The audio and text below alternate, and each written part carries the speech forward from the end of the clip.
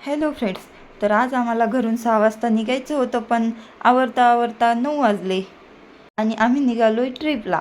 घरून निघताना आम्ही काहीच खाल्लं नव्हतं, त्यामुळे आधी तर नाश्ता वगैरे करून घेतला आणि मला अजूनही माहीत नव्हतं की नेमकं कुठे जायचं.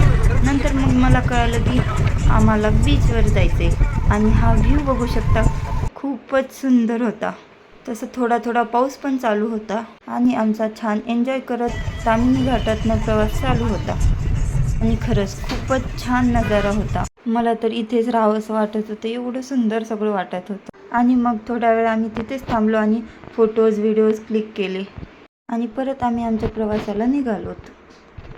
अशा वातावरणात प्रवास करण्याची एक वेगळीच मजा आहे, कारण थोडासा पाऊस पण चालू होता, त्यामुळे खूपच भारी वाटत होतं. आणि नंतर आम्ही चहा पिण्यासाठी थांबलो आणि अभिराला पण भूक लागली होती, त्यामुळे तिला पण खाऊ घातलं आणि फायनली आम्ही आमच्या लोकेशनवर पोहोचलो.